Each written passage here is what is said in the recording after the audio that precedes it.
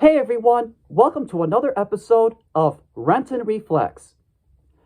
Exploitation films have been around since the early 1920s, yet this one really takes the cake as one of the worst to ever be given a release of any kind.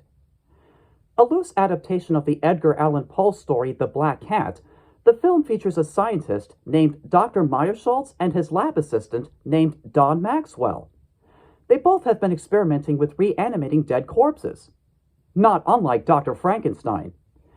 At one point, Meyerschultz proposes having Maxwell kill himself so that he could be revived again with a new beating heart. Maxwell doesn't go along with the idea and ends up shooting Meyerschultz, killing him instantly.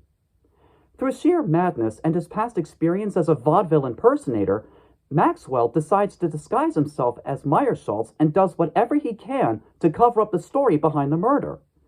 The rest of the movie, without going into further detail, gets a lot weirder from there.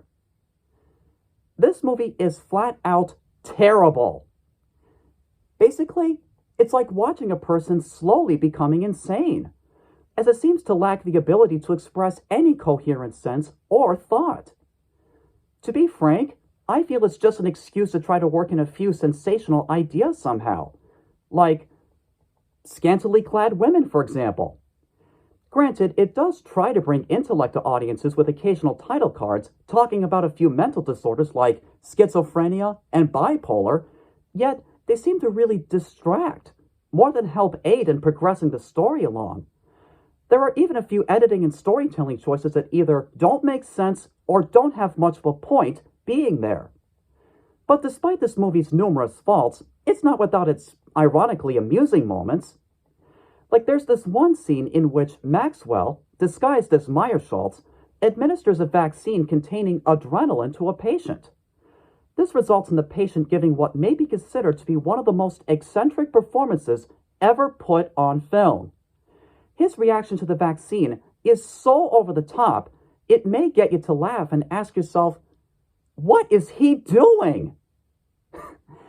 I don't know if I'd consider this film as so bad it's good, but much like a train wreck, it's not that easy to look away from, considering its fascinatingly bad conception. If I were to rate the film on a scale between 1 and 10, I'd give it a 3. Should you ever decide to check it out, I should warn you, it does contain brief moments of nudity, animal abuse, and other disturbing images. And that, ladies and gentlemen, concludes my review. Thanks for watching, and I'll see you next time.